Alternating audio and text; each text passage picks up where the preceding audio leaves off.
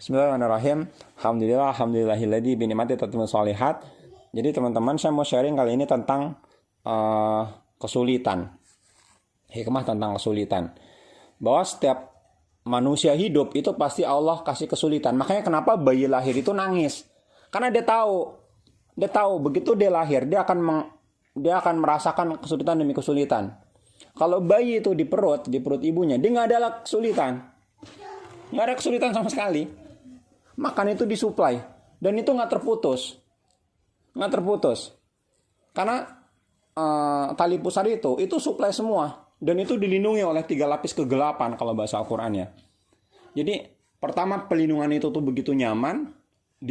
Kasih air. Jadi air itu ternyata media yang paling membuat makhluk hidup itu nyaman. Dan makhluk hidup juga ternyata manusia aja itu ternyata kan 70% sampai 80% itu kan terdiri dari air. Kita itu terdiri dari air. Makanya yang paling nggak bisa kita tahan adalah haus. Kalau puasa nih nggak makan nih, lalu sampai maghrib itu nggak ada makanan, nggak masalah. Sampai isya nggak ada makanan nggak masalah. Sampai subuh lagi nggak ada makanan nggak masalah. Yang penting kita minum air madu, air kurma. Jadi tapi kalau nggak ada makanan itu fatal. Bayi aja itu sampai usia 2 tahun nggak ada minuman itu fatal. Sampai usia 2 bulan, biasanya usianya itu 6 bulan. Itu kalau dalam ilmu kesehatan bayi sampai 6 bulan nggak boleh kasih makan. Artinya bayi cuma minum doang bisa hidup sampai 6 bulan. Tapi kalau minum nggak bisa dia nggak bisa nggak minum, itu nggak bisa. Nah, bayi pada saat di perut orang tua kita, pada saat di rahim kita nih, itu Allah kasih kenyamanan. Begitu lahir, kenapa bayi itu nangis? Salah satunya adalah karena dia mulai merasakan kesulitan. Isinya tangisan semua tuh. Nanti begitu, karena gini, waktu bayi di perut nih, dia lapar. Dia nggak ngerasa lapar, karena tersuplai. Yang lapar emaknya, karena disedot terus. Tapi begitu dia jadi bayi, keluar, dia haus, dia harus minum. Kalau masih di perut kan langsung nyatu tuh. Jadi tinggal nyedot dari inangnya, dari ibunya. Kayak benalu kan nggak pernah nyari makan. Ini nyedot aja dari pohon. Nah, bayi itu di perut kayak gitu. Tapi begitu dia lahir, Allah kasih ujian demi ujian. Dia lapar, ngapain? Dia nangis. Nangis, lapar, disusuin, diem. Begitu lagi nangis lagi, ngapain? Empuk ternyata, atau pipis. Risih kan? Nangis dia. Itu gitu. Jadi dia nangis. Kenapa? Karena dia diuji. Ada kesulitan. Saya haus. Saya lapar. Saya empuk nih. Dia nangis, dia teriak. Minta tolong. Kenapa minta tolong? Karena gak berdaya. Begitu. Makanya ujian bayi cuma lapar sama haus. Gak mungkin bayi itu mikirin target 100.000. Ngabisin produk. Bayi belum lah sama situ. Naik kelas. Naik kelas. Mulai diuji untuk jalan. Jadi dia kasih kapasitas jalan. Maka ujiannya udah mulai beda. Dia kasih kapasitas bersuara, maka ujiannya mulai beda. Harus ngomong ke orang tuanya. Dia kasih kapasitas ilmu pengetahuan, ujiannya mulai beda. Itu gitu. Sekolah kelas 1, ujiannya mulai beda. Nggak sekolah pun ada ujian. Kalau sekolah kan ujiannya pelajaran. Tapi nggak sekolah pun itu ada ujian. Jadi ujian terus makin naik. Makin naik. Sampai nanti dia bisa survive. Belajar survive. Bagaimana saya hidup. Kalau dari kecil saya makan dikasih langsung dari ibu. Lewat pusar, lalu berikutnya lahir dinenein, berikutnya gede disuapin, gede nyuap sendiri. Kalau dia udah bisa jalan, bisa gerak, orang tuanya pasti makan sendiri, nyuap tuh. Berikutnya udah mulai gede, suruh nyari sendiri. Nih mana sumber makanannya? Masak mungkin.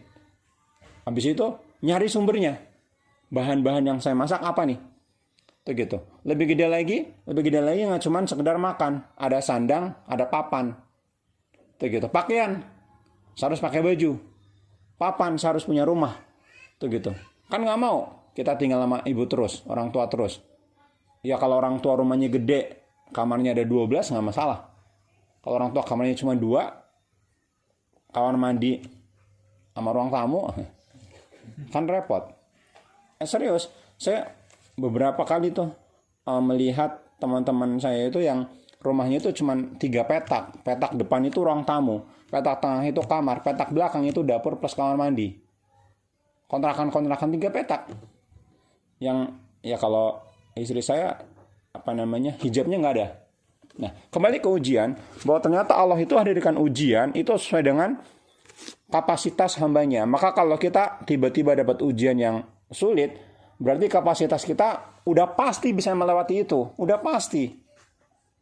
Allah itu nggak bakal ngasih ujian kalau kita nggak bisa melewati. Itu yang menarik. Jadi udah senyumin aja. Tugas kita adalah, ini ujian pasti saya bisa menyelesaikan. Kalau saya nggak bisa menyelesaikan, ujiannya pasti itu terus. Nggak akan Allah ganti dengan ujian yang lain. Karena apa? Karena kita belum optimal. Misal gini, teman-teman misalkan kasih target 100.000, 200.000 sehari. Kalau nggak dapat, ujiannya itu lagi. Maka setiap ujian kelarin dulu. Jangan menghindar. Jangan begitu dapat ujian segini, Kak, ini bukan kapasitas saya nggak bisa dapat kayak gini. Nah, saat kita mau kayak gitu, berarti kita nggak mau mengoptimalkan. Karena setiap ada ujian, itu Allah kasih kapasitas. Itu gitu. Kemudian tentang ujian, ada kisah menarik tentang kisah Bunda Hajar. Jadi Bunda Hajar itu kalau kita tahu kisahnya, itu Masya Allah. Dari beliau nikah itu karena istri pertamanya Siti Sarah itu nggak punya anak. Akhirnya Bunda Hajar itu konon katanya kan dia budak. Tapi budaknya itu juga budak. Jadi kalau gini, budak itu bukan asal ya. Ada budak memang dia orang dijual beli biasa. Jadi budak itu ada macam-macam. Ada salah satunya karena kalah perang. Misalkan raja, kerajaan kalah perang. Ya rakyatnya jadi budak. Tuh gitu. Mau dari rakyat, menteri, sampai rajanya pun bisa jadi budak. Kalau raja punya anak perempuan, kalah perangnya jadi budak. Dihitungnya budak. Tuh gitu. Maka bisa dijual belikan. Itu dulu sebelum Islam datang. Nah, Hajar menurut silsilah itu dia ternyata anak raja. Hanya karena kalah perang jadi budak.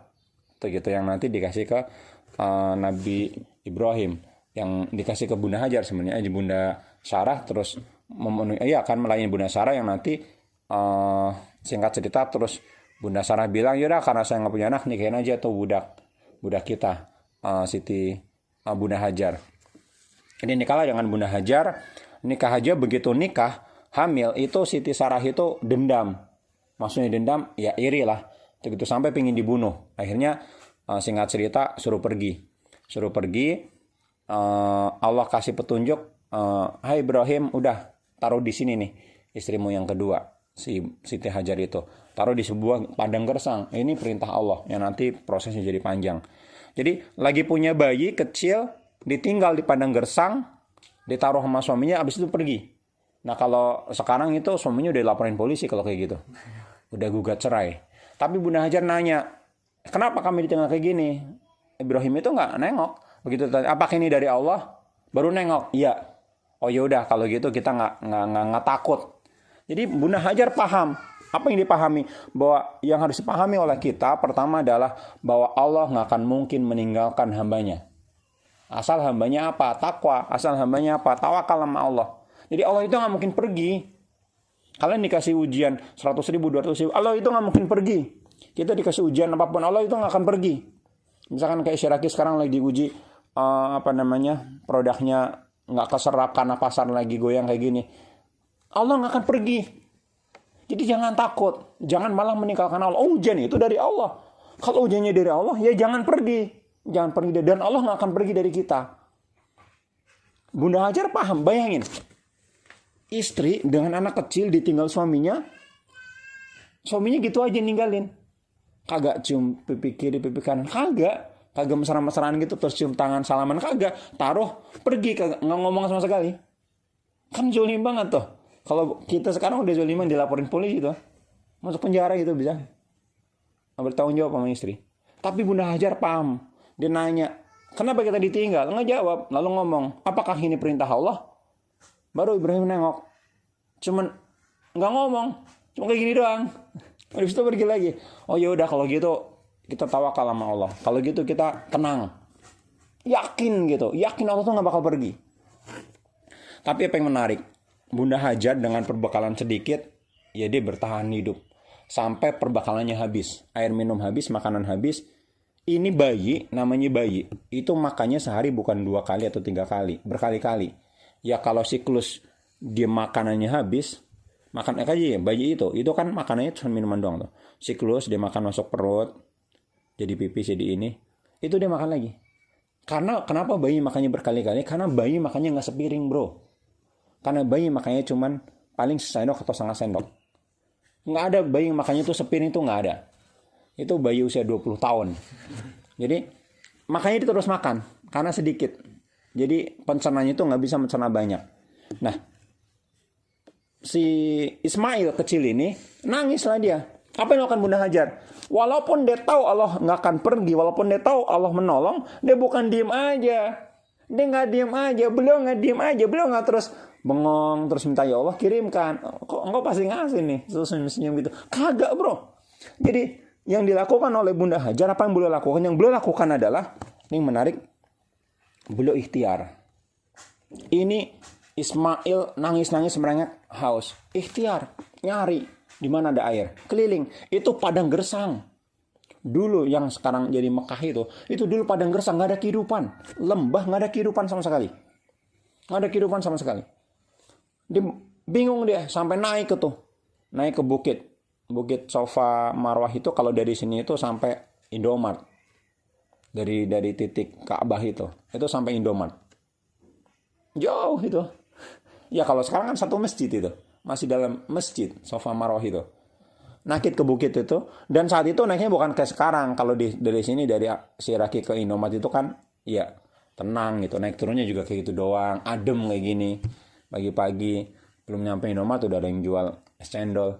Jadi waktu itu naik itu dan kondisi panas luar biasa. Panas itu kalau dalam ilmu fisika ada namanya fata morgana. Atau fata morgana.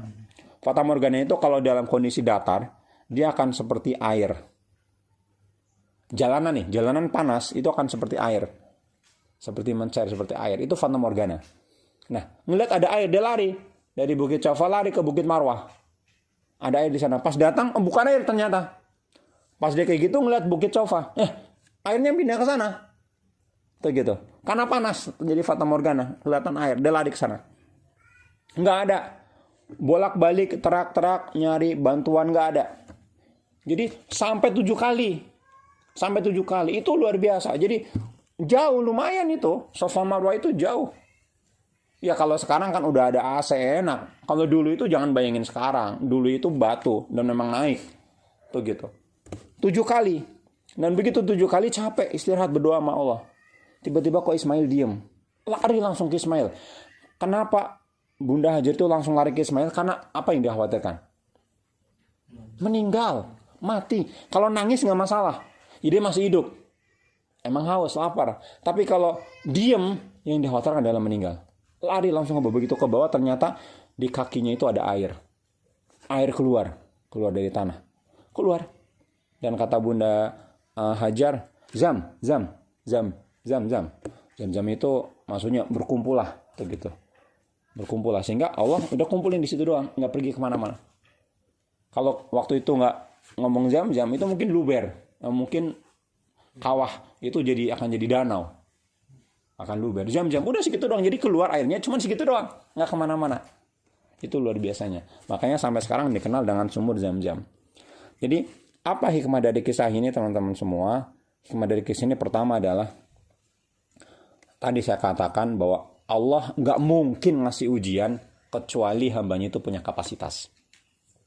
Artinya optimis dengan ujian. Kenapa? Karena Allah sudah kasih kapasitas ke you untuk menyelesaikan ujian itu. Ya tugas kita adalah mengoptimalkan, ngegali nih. Mana berlian dalam diri saya? Kita gali. Ada di mana berlian saya? Kita gali. Itu yang pertama. Yang kedua, bahwa ternyata Allah itu nggak akan meninggalkan hambanya selagi hambanya itu tawakal kepada Allah. Allah tuh nggak bakal pergi. Nggak bakal pergi. Makanya Bunda Hajar waktu nanya ke Ibrahim, ya Ibrahim, kenapa kami ditinggal sini? Nggak jawab. Kenapa kita ditinggal? Kenapa kita ditinggal? Nggak jawab. Tapi begitu, apakah ini perintah Allah? Nengok, nunduk. Iya. Tenang langsung. Masya Allah kan. Emang orang soleh itu harusnya kayak gitu.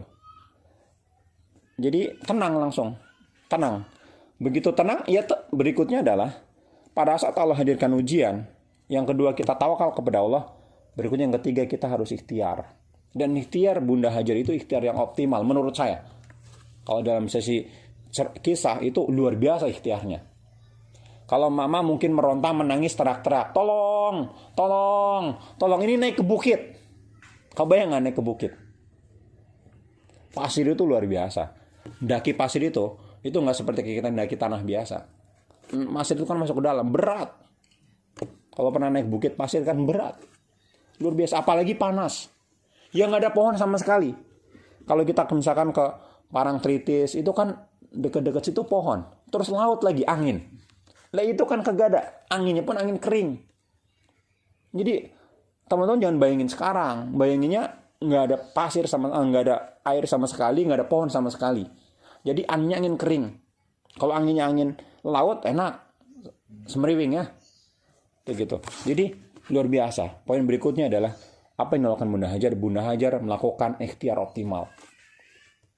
Jadi selain tawakal, ikhtiar optimal. Ikhtiarnya optimal. Optimal sampai di titik inilah ikhtiar yang paling optimal saya lakukan. Itu gitu. Maka kalau misalkan kita ikhtiar, lalu ikhtiar kita masih ngerasa, oh saya belum optimal nih. Ya bisa jadi belum datang pertolongan. Yang ketiga, yang keempat, yang pertama adalah bahwa ujian itu hadir dengan kemampuan. Yang kedua adalah kapasitas. Yang kedua adalah Allah nggak akan pergi terhadap hamba-hambanya yang tawakal. Yang ketiga adalah ikhtiar yang optimal. Apa yang keempat? Yang keempat menarik. Yang keempat adalah bahwa ternyata rezeki itu min haitsu la yahtasib. Jadi rezeki itu datangnya itu dari arah yang tidak pernah kita duga. Tidak pernah kita duga. Teman-teman jualan susko nggak laku-laku, jualan speaker nggak laku-laku. Tiba-tiba rezeki dari arah yang tidak diduga. Itu gitu. Jadi pertama kali dulu saya jualan susko, saya kalau nggak salah pernah, nggak tahu nge-share di mana, saya dulu pernah laku sampai 3.000 pouch dalam kurun waktu seminggu. Pernah saya share nggak? Pernah. Itu kok bisa? Jadi dalam waktu seminggu bisa 3.000 pouch. Yang sangat beruntung memang nggak banyak, cuman goceng. Tapi masalahnya kali 3.000 pouch, 5.000 kali 3.000 udah 15 juta bro. Dalam waktu seminggu. Begitu. Kok bisa? Ya tugas saya ikhtiar. Saya nge-share segala macam. Sampai akhirnya tiba-tiba dia hubungin, Pak Kusnan, itu susunya enak. Maaf ini siapa ya? Ini kemarin loh saya kesini terus. Jadi waktu ada pertemuan teman-teman UMKM, usaha gitu, saya bawa, saya bagi-bagi. Gitu. Iya, terus dia nanya ke panitia, ini kemarin yang ngasih ini siapa ya? Gitu. Kenapa Pak Kusnan gitu? Enak gitu. Hubungin saya akhirnya. Makanya saya bingung, saya kenal beliau. Pas hubungin, Pak, iya, kenapa Pak gitu? Ya enak, itu dijual gitu. Iya Pak, dijual gitu. Ready stock, ready gitu. Saya butuh dong gitu. Jadi akhirnya dia cerita, dia itu punya tempat oleh-oleh, pembelian oleh-oleh di beberapa rest area. Dan dia butuh di rest area itu minimal tolong sediakan 100. Gitu. Dia punya kalau nggak salah itu 15 rest area. 15 rest area ya udah kali 100 berarti ada 15 kali 100 ada 1.500. Ada 1.500. Kok bisa laku 3.000? Jadi singkat cerita, ini kan dalam waktu seminggu. Akhirnya saya packing tuh, termasuk Karoji tuh yang packing itu. Udah saya kirim. Jadi waktu itu seadanya dulu diambil. Nah, ternyata enak, dia bilang, bagus nambah lagi deh sekalian. Gitu. Jadi 3 kali pengiriman yang totalnya itu 3.000. Jadi ya kalau di total ada 3.000 tadi. Tiba-tiba datang. Jadi saya nggak pernah ikhtiar, saya datang, ya saya bawa kemana pun saya bawa. Entah 1, entah 2 saya bawa, orang nyobain. Orang enak saya nggak jualan. Orang enak rasain, baru beli. Kak, itu bisa nggak ditiru? Ya mungkin nggak bisa. Masing-masing kita itu beda, jalannya itu beda. Jadi intinya teman-teman tuh gini, pada saat Allah hadirkan ujian, tugas kita adalah pertama, tadi yang seperti saya sampaikan, bahwa kita harus meyakini setiap ujian itu Allah hadirkan, pasti hambanya itu mampu melewati. Pasti mampu melewati. Allah itu Maha Adil. Dan itu ada dalilnya. Ada dalilnya kan? Hadis atau ayat Al-Quran? Saya lupa. Jadi Allah itu mengadakan ujian sesuai dengan kemampuan hambanya. Ada dalilnya? Hah? Ada. Apa itu? Iya. Artinya apa? Bahwa Allah itu nggak akan yang ngasih ujian. Itu hadis. Itu apa? Al-Quran? Al-Baqarah. Ayat terakhir. Nah itu. Saya aja nggak hafal. Cuma saya tahu. Itu gitu. Jadi la yukallifullahu nafsan illa wus'aha laha ma kasabat wa 'alaiha ma iktasabat. Jadi menarik, ternyata Allah itu ngasih ujian kecuali Allah itu tahu kapasitas hambanya. Jadi ngasihnya itu udah sesuai. Maksud ini kapasitas kalian itu ini ya segini. Nah, kalau kita ngerasa ujian kita kok belum kelar-kelar, masalahnya itu kita belum ikhtiar optimal. Nah, tadi pada saat ujian datang kita harus yakini bahwa ini saya pasti bisa. Yang kedua adalah kalau kita tawakal kepada Allah, Allah nggak akan pergi. Allah itu bersama kita. Cuman ngeliat doang. Saya udah kasih semua gitu. Saya udah kasih semua. Ibarat kata kayak kita sekolah. Sekolah kan kayak gitu kan. Dikasih ujian, jawabannya dikasih juga. Cuman milih doang. Ya. Makanya kenapa anak-anak Indonesia nggak pinter-pinter, karena ternyata dari dulu sekolah itu belajar capek-capek cuma buat milih A, B, C atau D. Kan dia nggak pernah mikir. Coba nggak ada jawaban, dia stres kan? Dia mulai mikir apa ya jawabannya. Dia mulai menerka-nerka. Sekarang jawabannya tersedia. Makanya dulu saya punya teman, dia bikin ujian tes ujian nasional, dia bilang, Pak Kusan kalau ngisi training tolong sampaikan ujian nasional itu gampang banget. Kenapa? Kita kasih soal, kita juga kasih jawaban. Hah? Dia nggak perlu ikhtiar, dia cuma milih A, B, C, atau D. Ya kalau nggak ngasal aja lah, cap, cip, cup, belalang, kuncuk, pilih gitu. Segitu mudah kan? Nah, bedanya Allah ngasih ujian, itu Allah juga kasih. Ini loh. Allah kasih apa? Allah kasih kapasitas kita untuk menyelesaikan. Tinggal kitanya mikir. Nah, ini yang membuat namanya growing, bertumbuh.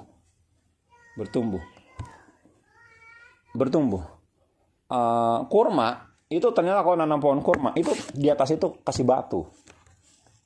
Itu kasih batu. Kenapa kok di atasnya kasih batu? Pada saat kurma itu muncul, apa yang dilakukan? Akarnya itu memanjang. Akarnya itu menghujam.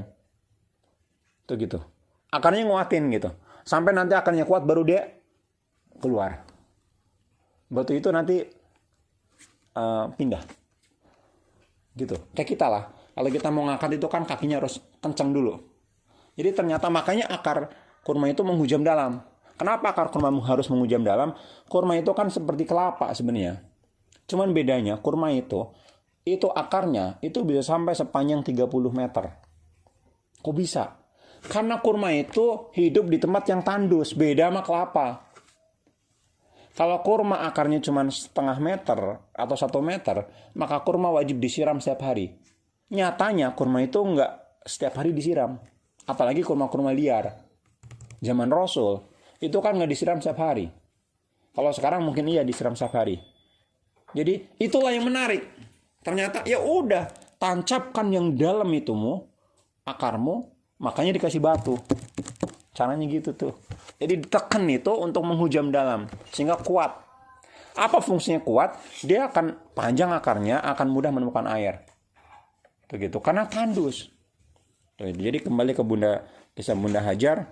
Maka yang harus kita lakukan pertama adalah meyakini bahwa Allah mengadakan ujian. Pasti sudah menakar kapasitas kita. Yang kedua adalah tugas kita. Itu kita harus percaya dan yakin bahwa Allah itu nggak akan pergi. Artinya Allah itu ngawasin dan pasti nolong kita. Berikutnya adalah tugas kita adalah ikhtiar optimal. Ikhtiar untuk apa? Bahwa Allah setiap ngasih ujian itu udah kasih solusinya dalam bentuk apa? Dalam bentuk aset. Ya, tangan, otak. Jadi ada. Tugas kita itu cuman ngulik. Tugasnya ngulik atau ngulik? Ngegali. Tugas itu tuh cuman ngegali berlian kita. Seperti yang kemarin saya sempat sampaikan, kelapa itu akan mahal kalau dijual dalam bentuk santan. Tapi proses kelapa menjadi santan itu proses yang menyakitkan. kelapa dipetik, diputer, habis puter dibanting jatuh ke bawah. Sakit itu. Sampai ke bawah dikulitin. Habis dikulitin, dipecahin, prak. Habis dipecahin dicongkel. Habis congkel diparut. Itu kalau terjadi sama kita kan babak belur, habis kita. Habis diparut, diremes. Diperas. Diperas baru keluar santan. Mau lebih mahal lagi, dimasak. Pakai daging jadi rendang. Rendang itu masaknya berjam-jam. Tuh gitu. Jadi mahal harganya. Makanya rendang harganya mahal. Kalau rendang harganya cuma 1.000-2.000 itu lengkuas. Tuh gitu. Lengkuasnya juga mahal. Jadi itu nih teman-teman yang saya sampaikan pada teman-teman semua, semoga bermanfaat. Bahwa yang menarik adalah pada saat kita ikhtiar optimal, kita harus mempercayai bahwa rezeki itu min haitsu la yahtasib, datang dari arah yang tidak diduga-duga. Jadi datangnya itu bisa jadi dari ikhtiar kita, bisa jadi bukan dari ikhtiar kita. Jadi bisa jadi itu kok datangnya dari arah yang tidak duga-duga, emang nggak bisa kita duga. Di surat At-Talaq sampai disampaikan, dan dia Allah itu memberi rezeki dari arah yang tidak disangka-sangka. At-Talaq ayat 3. Apa bunyinya? At-Talaq ayat 3. Dan dia memberinya rezeki dari arah yang tidak disangka-sangka. Barang siapa bertawakal kepada Allah, niscaya Allah akan mencukupkan keperluannya. Sesungguhnya Allah melaksanakan urusannya. Sesungguhnya Allah telah mengadakan ketentuan. Nah, Allah telah mengadakan ketentuan bagi setiap sesuatu. Jadi namanya ketentuan itu udah pasti tentu. Tentu itu pasti. Jadi kalau kasih masalah pasti ada solusi. Begitu, pasti ada solusinya. Ya kalau enggak, dia akan tetap di masalah itu sampai kelar. Kayak kita sekolah, kalau belum kelar itu ya nggak naik kelas. Begitu.